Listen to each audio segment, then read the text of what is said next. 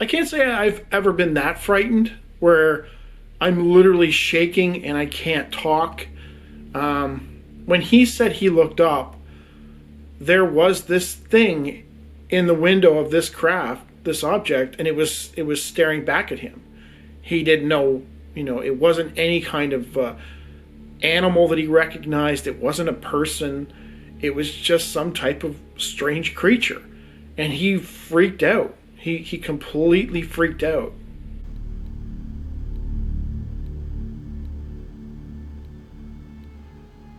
There was a coldness in the air. The sky was crystal clear, not a cloud in sight. Not to say that there wasn't anything in the sky, because there was. The two people looking at it, Richard Britt and his 12-year-old son Richie, had no idea what it was. A strange object, not a star or a meteor, moving incredibly fast over the treetops of the woods directly in front of their South Carolina home. Chilled from the cold night air, Richard opted to leave the front porch and head back inside where it was warm. Richie elected to remain outside to see if he could figure out what the object was. Then it happened. What the young boy saw that night he was unable to describe until the following morning. Whatever he saw, it made him hysterical. His father could still vividly recall his young son screaming, "Don't let it get me."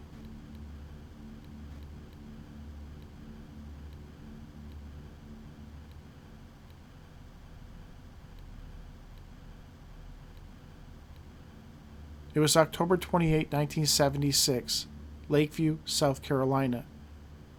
Richard Britt and his son had been to a late season ball game and stuck around to attend a meeting. It was a pretty quiet night, and the two arrived home at around 10:30 p.m. When they got to their front porch, both observed what they described as a light speeding across the woods in front of their home. It eventually went out of sight. A few moments later, they went back out to the front porch, and there it was again. Richard did not think it was an airplane or a meteor, mainly because it was far too close to the trees and was moving parallel to the earth. Richard began to shiver from the cold night air and decided to head back inside.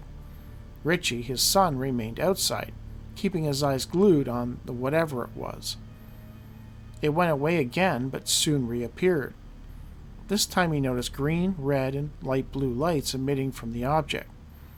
He recalled that as the object moved in one direction, it revolved in a counterclockwise direction. When it moved in another direction, it would revolve in a clockwise fashion. It continued to do this over and over.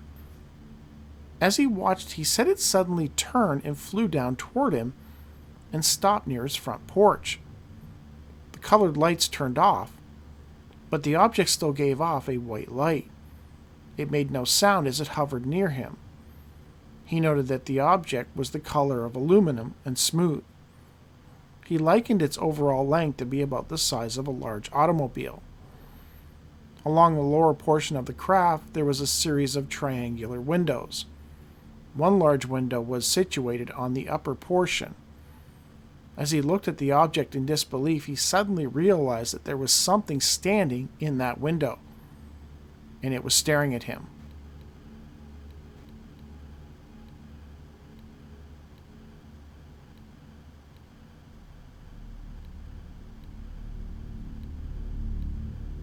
Whatever it was in that middle one looking at me, Richie recalled. He described the thing, he referred to it only as a thing because he didn't know what it was pale white with smooth skin, which did not wrinkle when it moved its arms. At the end of those arms were claw-like hands. On the face were two dark eyes and nothing more. The head appeared to melt into its thin body, without any evidence of a neck. It was like something out of a nightmare. Richie claims that as he stared at this thing, he began to back away. He was overcome with fear and started screaming. He needed to get away. Inside the house, Richard heard the screaming and immediately rushed out onto the porch to see what was happening. He saw nothing except his terrified son standing on the porch. He asked what was going on, but his son said nothing. He immediately got him inside the house and attempted to calm him down. He was real hysterical, almost out of his mind, Richard told the Florence, South Carolina Morning News. He kept saying it was horrible, don't let it get me, over and over. And then it got weirder. Richard noted that once inside the house, Richie, quote, began shaking all over, almost as if he were in a trance. So frightened by what was happening, Richard immediately called for a doctor.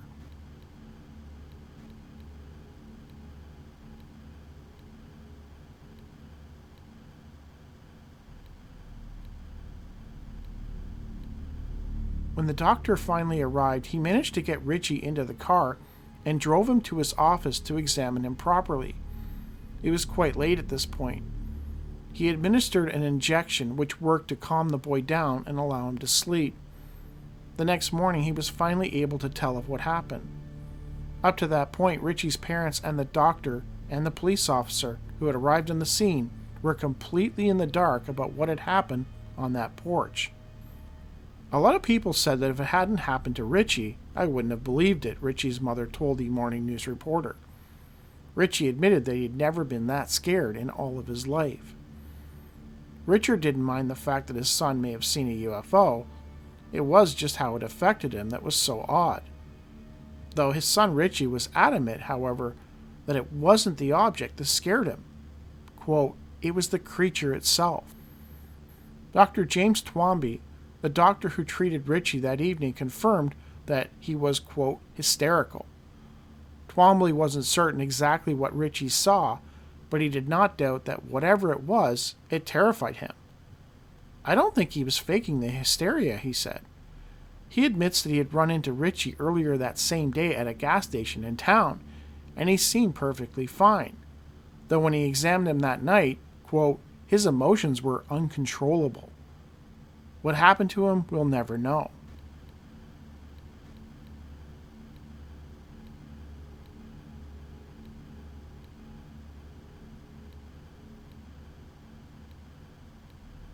Lakeview police officer Kermit Page talked to the morning news as well.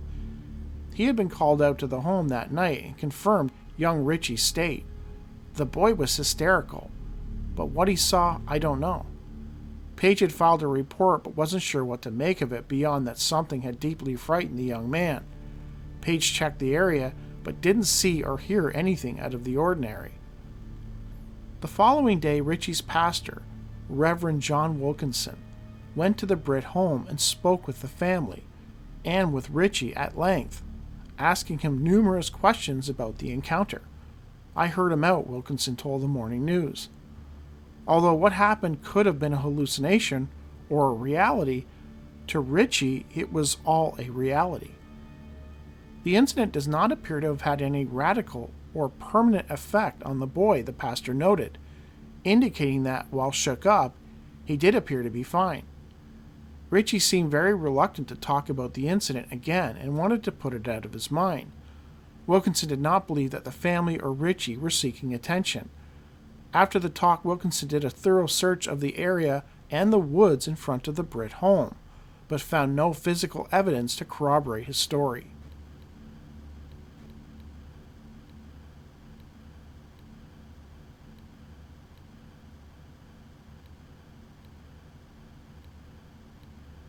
While Wilkinson nor Officer Page were able to find any evidence of the encounter, something odd was discovered the next morning by Richard, which he thought might be connected to what his son saw. On that particular morning, a heavy frost had fallen on the ground. Richard had gone outside to start his wife's car to warm it up. That's when he noticed a spot exactly where his son had seen the object hovering. In an area of about 15 by 20 feet, there was no frost on the grass, although the grass was set with dew. All around this spot, the frost was almost white as snow, he noted. He found that to be peculiar. Another thing that should be mentioned is that just moments before young Richie screamed out in terror, Richard heard the dog howling outside. He noted that the dog rarely howled and had not done so after that night. Richard thought it strange that the dog would be howling, and had even thought of going outside, and that is when the howling was drowned out by Richie's screams. As Richie had said, the object had come down directly over the front porch, and it seems likely that the dog was reacting to this. It wasn't until Richie saw the creature inside that he screamed.